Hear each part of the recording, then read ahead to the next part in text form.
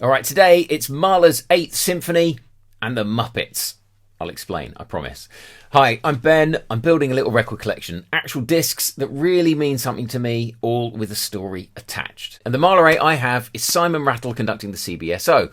I talked about Simon Rattle's Planet Suite in another video, and there's an extra reason this was special to me that's linked with Simon Rattle and this piece. To be honest, I don't know Mahler 8 particularly well. I've only started listening to it as I'm building this record collection because I like choral symphonies. See, Beethoven changed the world in his ninth, this one, by adding opera soloists and a choir, and Mahler is one of the composers who said, I really like that idea, I'm going to do it lots. His second and third symphonies have choral parts, his fourth has a vocal solo in the last movement, and in the eighth, he just pulls out all the stops. Organ metaphor applies completely. It's often called the Symphony of 1,000 because you need so many people to play it. A full orchestra with extra percussion, celesta, a piano and harmonium, an offstage band of trumpets and trombones, 8 vocal soloists, 2 4-part symphony choruses and a boys' choir, and an organ. So there are loads of people on stage, which is why this links to the Muppets. I'll explain, I promise. And Simon Rattle really gets to grips with it. He takes things briskly and this keeps it fresh and alive,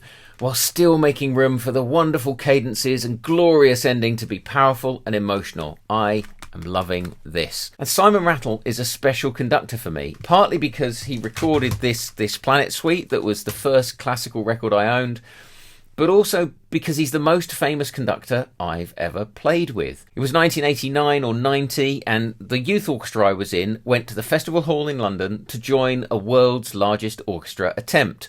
Groups from all over the southeast came together to literally fill the festival hall. Not just the stage was the cellos. The rest of the strings filled the first rows of the stalls, and then the woodwind, and then towards the back, me and about 300 other brass players. Now, we didn't play Mahler 8, but we should have done because there were about 1,000 of us in the room.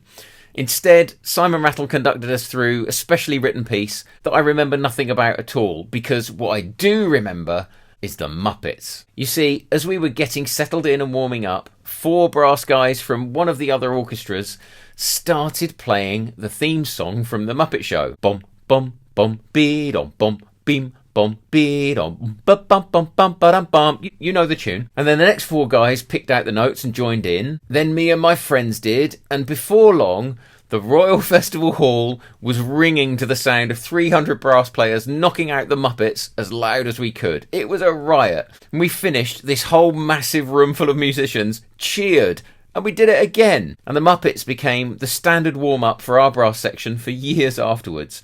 And to this day, whenever I get the trumpet out, which doesn't happen very often these days, I always play the Muppets. Thanks to Simon Rattle, world famous conductor, whose recording of Mahler 8 I'm really enjoying. If you have a favourite recording of Mahler 8 or a story about the Muppets, leave me a comment, let me know, and I'll see you soon for another musical story.